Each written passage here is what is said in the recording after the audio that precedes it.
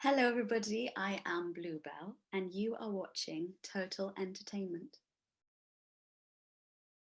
Thank you for taking the time to talk to us. I mean, the EP's out on Friday. You've been writing music and been performing and singing since you were, or been interested in music since you were 5, I believe. So, how does Yeah, it feel for that finally to be happening? well, it's so because I was thinking about I remember when I was about like 5 years old. I have like vivid memories of being in the school playground Yeah, and writing these like really ridiculous songs and performing them in the school playground and having the teachers actually come out and say, will you be quiet, like you're just being so loud. And it's so from there it kind of feels like it feels like an honor to that little version of me that feels like, yeah, yeah, I did it, yeah. I've written something that's out there now, and that feels really nice. Yeah. Have you spoke to any of your teachers or anything like that? Have they? Well, I have actually, not primary school teachers, but secondary school teachers. They've all been very supportive, and yeah, they're super excited for it. Okay, brilliant. So, I mean, going back to the start, then, I mean, I've read that you came from quite a very creative family. Yeah, I did. Could you tell us a bit about that? I mean, what was it like growing up?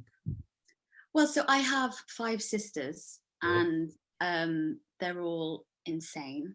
And my mum was a ballet dancer, and my father does multiple things. My father's bicycle shop. My father is like incredible with maths and does all these things. But we were just really encouraged from a very young age by Right. my parents to like follow what is in the heart, like follow the kind of the desires of the heart, to be like, if do you want to create, do you want to make, do you want to, Yeah. whatever you wanted to do, we were really like encouraged to do that, which I'm extremely thankful for, because I know that I don't think I'd want to do anything else. And Yeah. it was just fantastic. Like the kitchen at home is just filled with like paintings, and we were totally encouraged all the time to just make and do and Yeah. be, and yeah, it was great. Brilliant. I mean, what took you? I mean, like you said, your mum's a ballet dancer. I mean, what took you down the path of music? Was there somebody that kind of triggered you onto it, or do you remember your early memories? No, it was I I mean, it sounds totally ridiculous, but I just like the earliest memories I have are of like really like finding my voice, and like, and starting to sing. And because I grew up in Wales, and I grew up in rural Wales in choirs and singing, and I don't know how familiar you are with Welsh culture, but there's a whole Yeah. thing called the Eisteddfod. And so we were like, so I used to sing a lot with the Eisteddfods and stuff. So What is that? What? the Eisteddfod is like a festival Oh, in, okay. in all of Wales. That it's like a Welsh language festival, and it's just so, it's a very, very, very Welsh like national thing. Right. And so you're taught how to sing, you're taught how to do that from a very like a super young age. So yeah, like I think when I discovered that like I had this voice and I really enjoyed performing, it kind of grew from there. And I love to dance as well. I had dance lessons and all those sorts of things, but it always came back to the joy of writing something and creating Right. a little song. Okay. I mean, who were the musicians that kind of it piqued your interest in music early on growing up? Well, I loved, so my parents were super into like, Bob Dylan, Johnny Cash, all the kind of like the classics, Yeah. Joni Mitchell. My Uh, mum loved Nancy Griffith, so a lot of like folk Americana type musicians. But then when I started, like I fell in love with Stevie Nicks, all right. obviously. She's just a legend. Yeah. So I kind of really fell in love with her way of performing, and like the performative aspect um, of her art. I really enjoyed that. And then yeah, and then actually like there was this Spanish band called Alaska y las Pegamoides Oh, that I okay. kind of discovered when I was a teenager, and I was like, they're awesome, they're so bizarre. So yeah, like a huge like eclectic variety of music. I also love like classical music, and just listening to all sorts. So yeah, Brilliant. Okay. that's not a helpful answer to you. You've asked for something specific, and I've just thrown loads of people in your face, been like, what about these people? They're No, good. yeah, Let's do it. absolutely. Yeah. Okay. Just the other inspiration I believe you got is fairy tales. Yeah. What is the is there a particular fairy tales, or are I there any just that didn't stuck come with you? across so bonkers in this interview. No. No, so again, it actually comes back to like to Wales. It always comes back to Wales. You know, we grew up with, and also comes back to my ridiculously wonderful family, is that they used to my parents used to read a lot of like fairy tales to us. My mum used to read a lot of Welsh fairy tales, a lot of Welsh stories, the Mabinogion. I always found it so fascinating, like hearing about these kind of like the magical things, and because there was something in my brain from a young age that always felt like, you know, magic could be like, there's like a reality in magic. I know that sounds ridiculous, but there's something like, oh yeah, of course, like when you're a child, you're like, yes, fairies, of course they exist. You know, we'd walk home from school, and you know, because it was in West Wales, we'd walk along the river, and there was this little like stream and like a tiny little waterfall, and my mum used to tell us that a little fairy lived in there. And of course, like as a child, you're like, well, fairies obviously exist, my mum has told me that they must do. So yeah, it's that sort of continued on into my life. It's always a good thing, though. It's always good to have that. Yeah, I think so. I mean, I enjoy it. Yeah, I enjoy it. absolutely.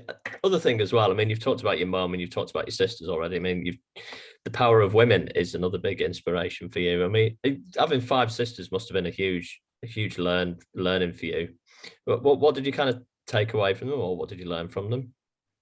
I think I wasn't ever so aware from a young age of the discrepancies and the differentiation between boys and girls. Right. Okay. And I think, you know, when we grew up, we were sort of like, there was a wildness to like our childhood, which I really appreciated. And there was not a kind of, my parents never tried to push us into any like gender normal roles or anything that like a young girl should play. Like my mum used to allow us to have our hair super short. Like I had my hair really short, and I never, of course I knew I was a girl, but it always felt really good to question that also as a young one, that like I was just a child, and that power then of like womanhood has then inspired my like identity of womanhood now, which is to be a woman. Like, you know, it's not so much of being the woman, it's about like accessing the divine feminine that within everyone. There's sort of this real kind of, and I see it as like the creativity of like the feminine, which which really came from my sisters and my mum and my dad. Of course, my dad was fantastic with that as well. How did your dad survive with 5 sisters, you and your mum? How did he survive? People ask us this question, and when we say to someone, they go, I have 5 sisters, and they go, oh, your poor dad. And we go,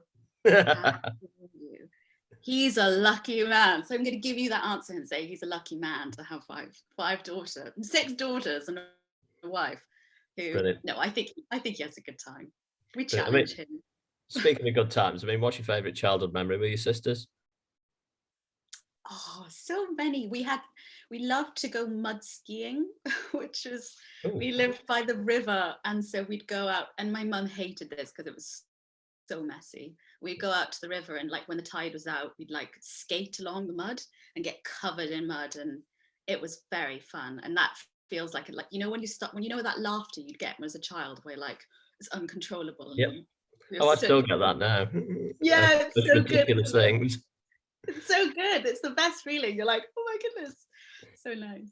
Okay, in terms of women, then, I mean, looking kind of more modern, then, are there any women in the music industry that you kind of look up to, or think, you know, I've got some, I can see where they're coming from, or what they're trying to achieve? Oh, so many. I mean, there's actually so many incredible women in the music industry. Like there's always been. I guess you know, people like who I guess are really current are like people that I like. Self-Esteem, I think she's fantastic. I also think Saint Vincent is like a huge, I always think she's amazing. I love the way I love her, just her way of creating. I love Bjork, of course. I mean, she's a bit of a legend anyway, so, but yeah, so many fantastic women actually in the music industry who are just inspiring. Okay, so is there anybody who's on your ultimate list to collaborate with? Who would you like to work with?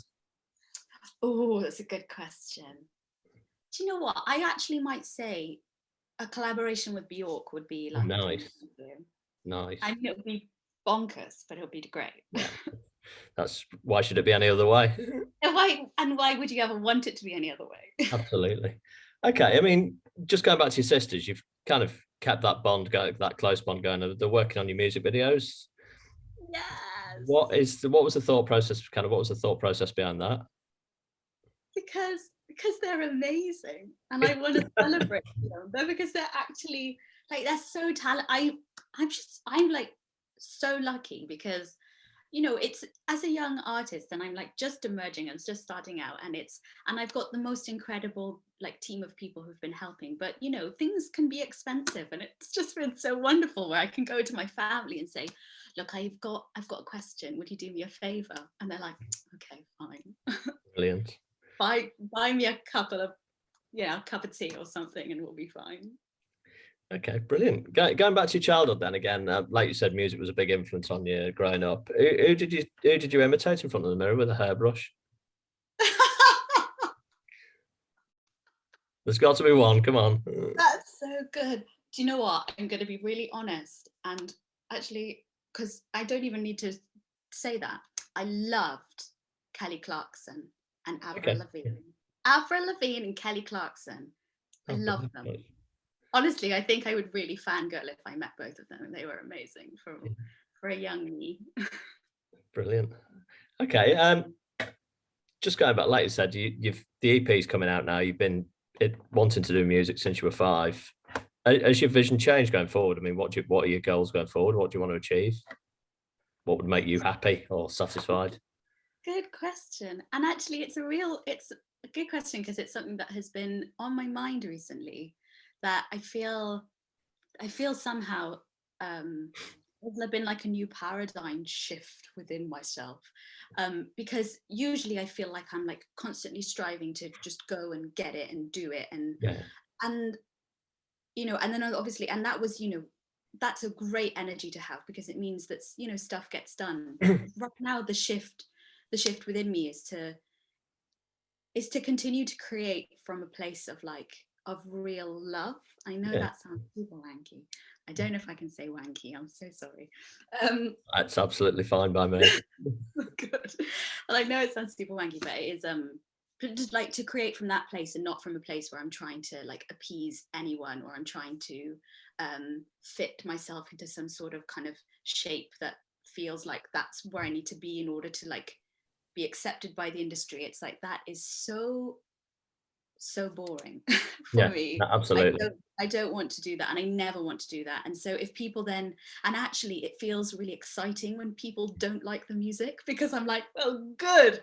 At least, that's a strong stance on it. Like either love it or hate it. Like I don't want you to be beige about it. And I don't want you to be like, you know what I mean? But that goes back to what you said about Bjork, doesn't it? I mean, Bjork is the perfect example of somebody that's never toed the line in the industry and has always done what she wanted to do. So brilliant. Yeah, just to finish off then, the EP's out, so good luck with everything with that.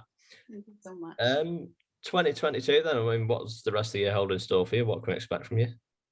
Well, my producer and I, so I've been working with this amazing producer for the whole EP. So Steve Levine is like my co-writer for this bit of music, and he and I are still writing some songs, and so we're actually thinking of looking into music NFTs in order to fund the next bit of like release. So we're we're going for it and we're kind of seeing what feels like the right way to go. But we've got so many more songs written. We've got about 20 songs basically in like just waiting to like properly get into the studio. And we've like got the guys in to come and play on a couple of them. So we've got more songs ready to go. We just need to kind of get this EP campaign out the way, and then definitely. We'll see. Yeah. Are you going to be any chance of seeing you live anytime soon? Oh, I love that. I would love that so much. Yeah. I hopefully soon, really soon. I'm going to say that because I have nothing in the pipeline at the moment because it's just been a hugely intense time, but I need to get going very soon. Absolutely. Brilliant. Well, like I said, thank you. Really appreciate you taking the time to talk to us.